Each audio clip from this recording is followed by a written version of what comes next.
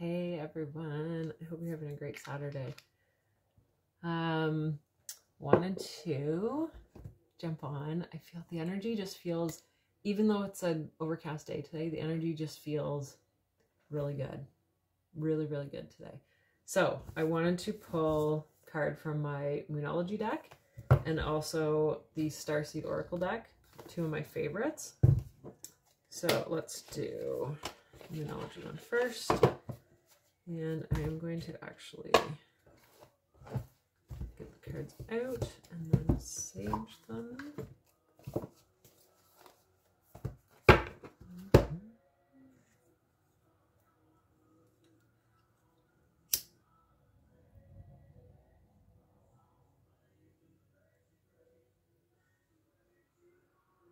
So this is one way that I will cleanse some energy from my cards.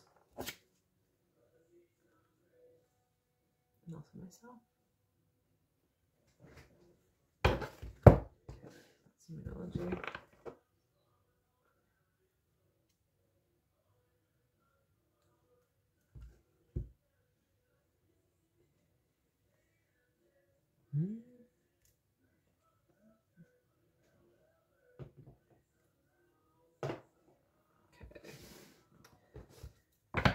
All right, what do we need to know at this time from our Moonology deck? I'm just going to shuffle and see. Sometimes a card literally jumps out. This one doesn't want to go back in, so I guess this is the one.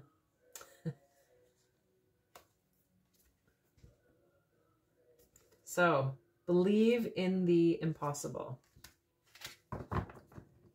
Yes. How many times have we told ourselves, can't do that? That won't happen. I think of, you know, where I'm at in my life, the way, even just the way I've shifted my health, the way we've shifted our house and the renovations and stuff we've done. Like, it's believe in the impossible, but it's a good reminder for myself. Now I need to find it here. Blue Moon, 112.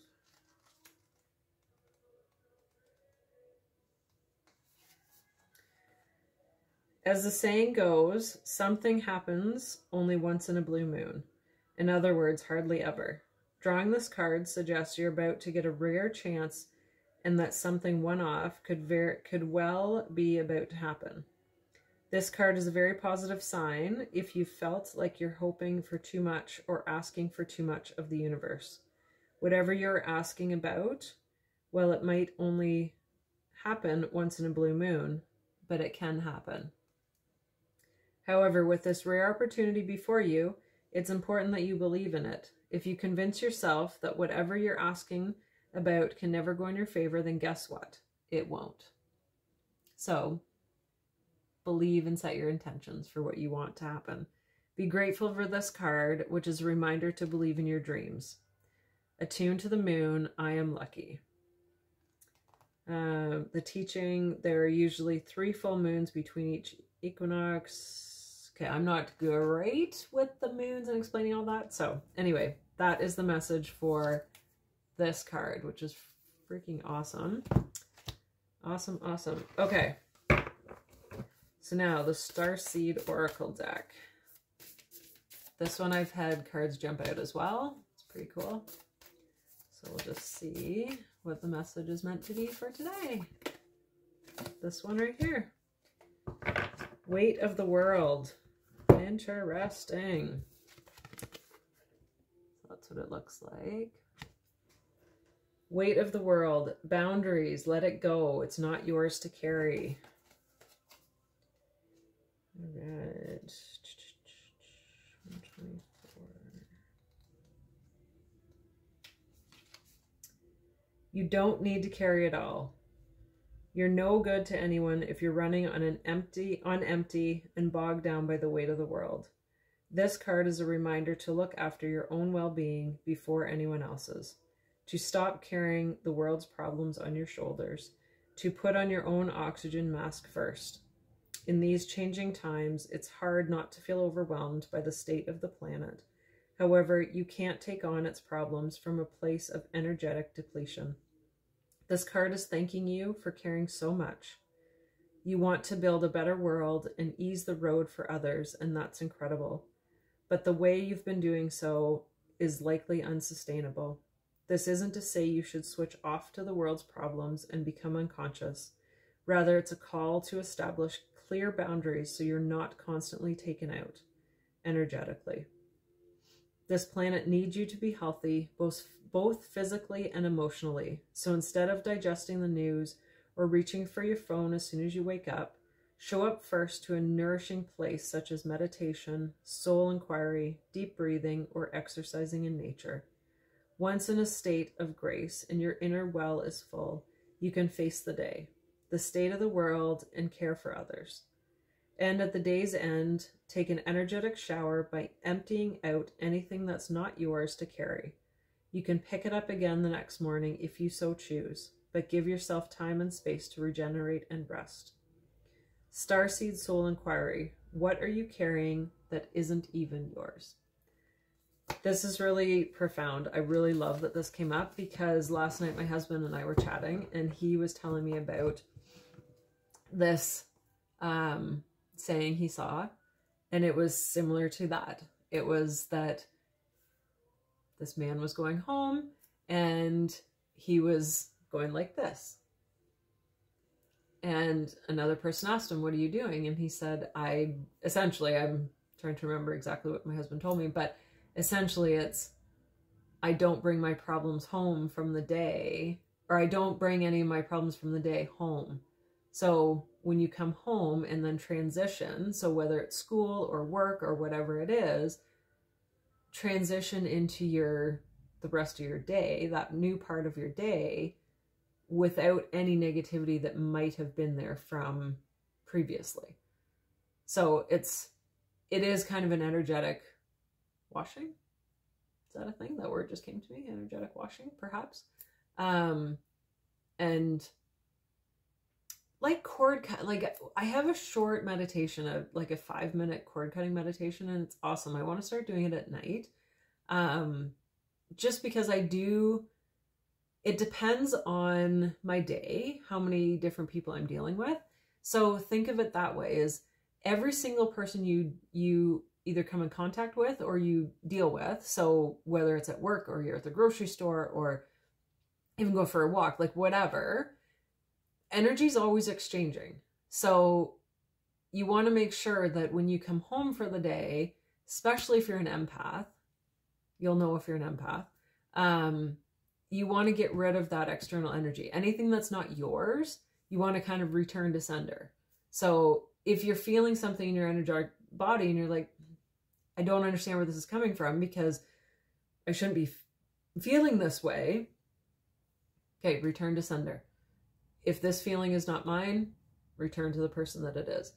Cord cutting meditation, that would be great. Visualization. I did a cord cutting meditation with a big visualization part of it. And what I saw was dark energy, like kind of blanketing my back. And when I got rid, like visually cleansed that, visually got rid of it, I kept breaking out on my back. That went away. It was gone. Not long, like honestly, it was profound. And if you think of our back as our past, think of our front as, stepping into the future, and our now body here and now, obviously, right? So this is, obviously we want to be focused here and now on our now body, obviously. That makes the most sense. I also read this morning, and I wanted to share because it actually is in alignment with these cards in a very big way. The energy of April is really interesting. It's really interesting. The weekend, so the last weekend of March, very, very, very clear messages it was time to spend much more time within. which for me meant limiting as many external energies as possible. Obviously, I work during the week, so limiting that energy exchange with, I mean, I can in a certain way by limiting however many people I interact with. But like I said, some days it's more, some days it's less. The better I've been getting with my boundaries. So I love that, yeah, the weight of the world, because it specifically says boundaries. It's really profound when you get better with your boundaries and you just,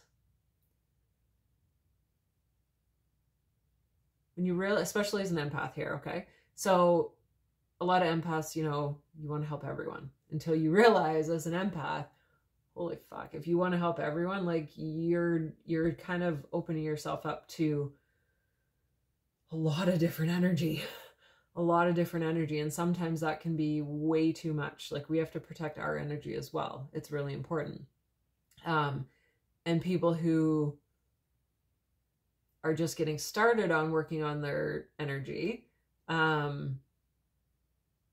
it can be overwhelming on an empath wanting to, like, you just have to, you can't fix someone else. So the more everyone focuses on themselves, that's how we can help the world. That's how we can shift the world in a huge, huge, huge way. And having boundaries, and that can even be like the phone, right? So I guess it was 2 weekends ago. Yes, 2 weekends ago. Very clear message. Go within for April. Without even like consciously thinking about what I was doing, I removed any of the social media sites that I was frequenting. Instagram was a big one. And it was more just, it was a habit. It was an unconscious habit. I really, really enjoy engaging. I really enjoy posting and sharing information, but it was becoming one of those, just reach for my phone. And if I would be in, say, an awesome workflow and get interrupted and it was like an annoyance, I'd reach for my phone because I was already off track, like totally off track. I'd reach for my phone. Or in the morning, reach for my phone. When you do that, you're essentially telling your energy, everyone else is more important than me, which is not true. And I haven't missed opening it. My theory is, if people need to get a hold of me, they can text me, they can email me. I have a website. I am reachable. Solely just reaching out on social media, I want to get away from that 100% because, well, first of all, it's going through an app. Like, do I want to communicate through someone else? No, it's fine for some things, but I don't know. There needs to be boundaries, and that's one boundary that right now I'm sure I'll go back and check out Instagram.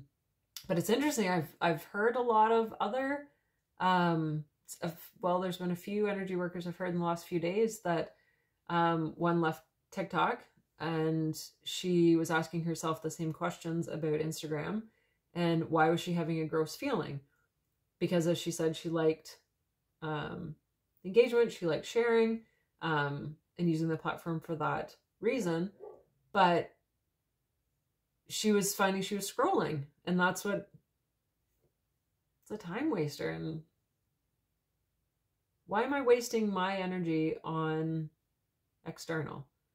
So that's why I thought I want to share more authentically, which is going back to my roots. Like I've had a blog for years. The healing artist has kind of sunk into my heart, which goes with your life is art, essentials, photography. Like,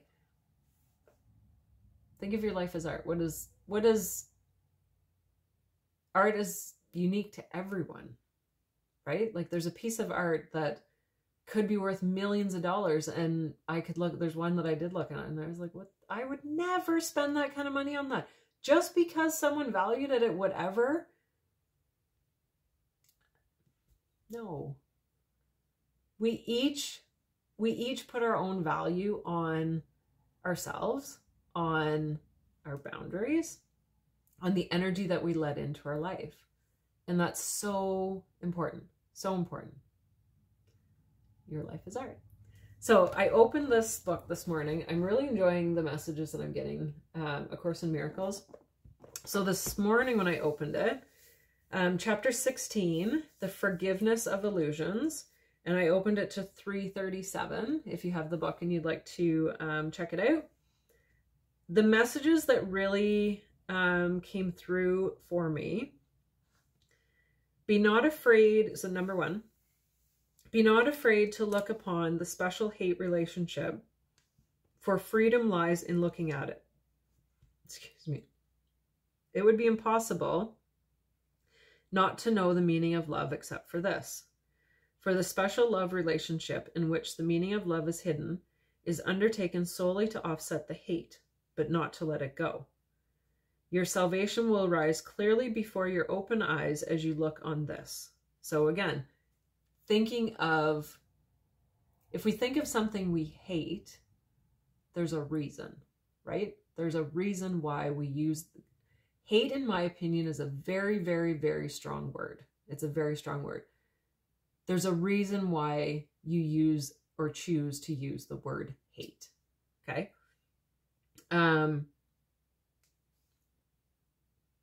Your salvation will rise clearly before your open eyes as you look on this. Why? So if you feel, I don't know why I was going to say hanger, because I am not hangry. If you feel hate or anger coming up when you think of something, there's a reason. And don't keep pushing it down. Let it come up. Shine the light on it. It's very, very, very important. Because when we don't, if you've seen my previous video about my pain in my collarbone and shoulder, the more we don't identify our feelings and deal with how we're feeling, the emotions can turn to physical pain. And that's exactly what happened here. Exactly. Allow yourself to feel. It is so important. And especially those negative feelings, you want to bring them up. You want to bring them up so you can feel them completely. Allow yourself to heal or get into a healing process. Depending on what that is, it could be complex. But allow yourself to start that journey. And that's how you can free yourself. That's where true freedom lies. Big time. Big time.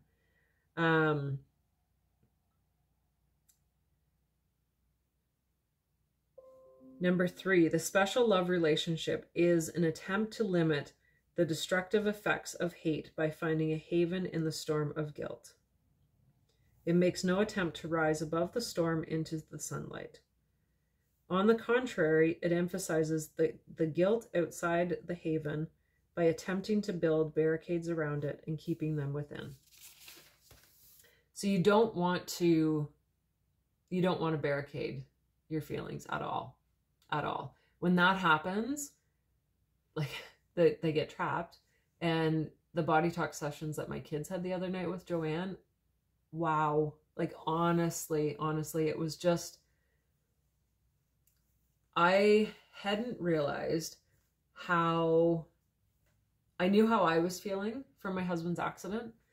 And there were times that I was like, okay, it's been 1.5 years. Like, what the fuck, kind of like, you know, can we move on from this? Like, can we get over this? But it's not always that easy at all. Especially depending on how things have unfolded and how they've kind of like, have things been compounded on top of each other? Like how have you chosen to deal with it, or how were you dealing with it previously? and how can you move forward dealing with it to feel more accomplished is the word that's coming up, but it is accomplished. It's because when you feel like you've cleared a past hurt or a past trauma, it is accomplishing something. You're moving yourself forward in a very big way. Very big. Number 4, love is not an illusion. It is a fact. Where disillusionment is possible, there was not love, but hate. For hate is an illusion, and what can change was never love. It is sure that those who select certain ones as partners in any aspect of living and use them for any purpose which they would not share with others are trying to live with guilt rather than die of it. This is the choice they see.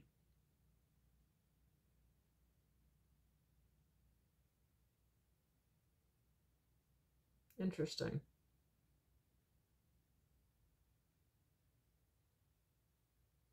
Number 5, there is no triumphs of love. Only hate is at all concerned with the triumph of love. The illusion of love can triumph over the illusion of hate, but always at the price of making both illusions. So as long as the illusion of hatred lasts, so long will love be an illusion to you.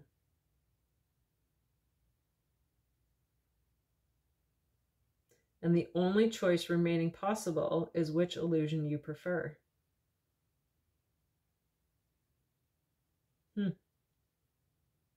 That's interesting. So for people living in hatred, there's no possible way they can actually be living in love. Because hatred. As long as hatred lasts, so long will love. As long as the illusion of hatred lasts, so long will love be an illusion to you.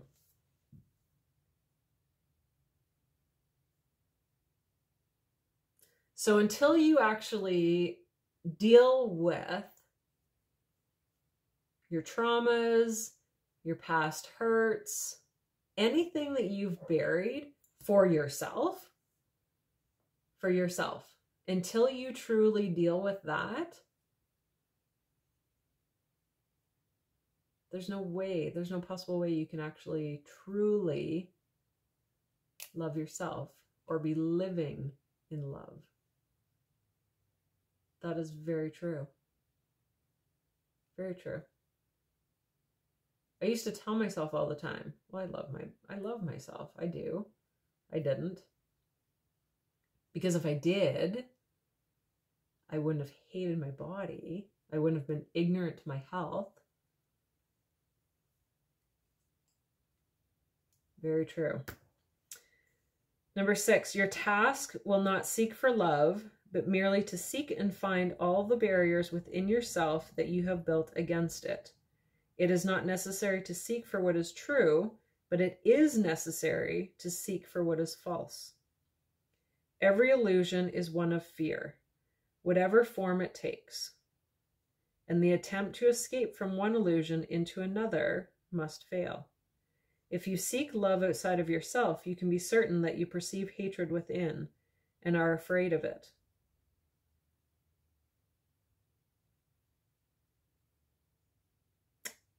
That's freaking profound.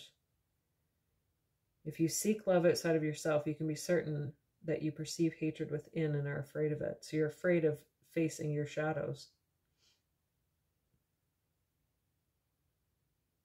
Because you don't need true validation externally. No.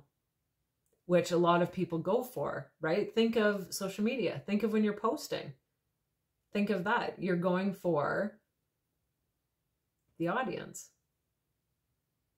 Comments and likes, messages. Think of that, right? Actually, that weekend, what I heard very clearly, who are you posting for? Who are you posting for? I love sharing how I've shifted our lifestyle. I love it. I really do. But I found I'd be preparing a meal and it would be like, oh, I should take pictures to post this and share this. Now, I'm still eating the same. I'm still taking the same pictures, but I'll later then put them on my blog or do a video, which is feeling more authentic.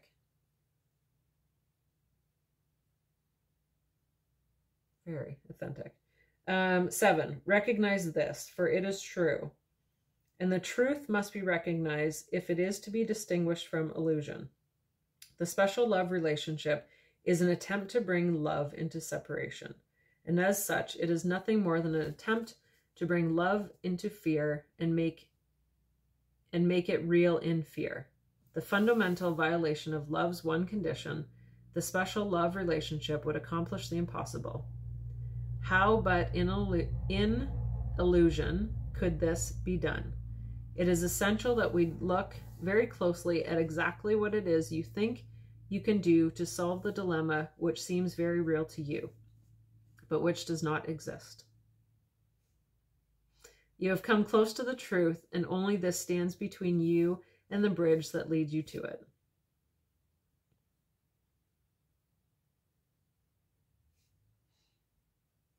Good messages for this Saturday, eh? Really good. So I'm going to carry on about my day. I really love these messages. I'm really enjoying getting back into this book. I hope you have a fabulous day.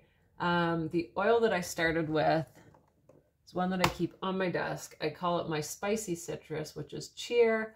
Oh, and this month, yes, this month, when you place your 125 PV order, you will get a 15 ml cheer, pure oil. This is the touch, free in your order. So you still have some time. I hope you enjoyed these messages today from the Starseed Oracle Deck and the Moonology Deck, and as well as A Course in Miracles. Have a great day.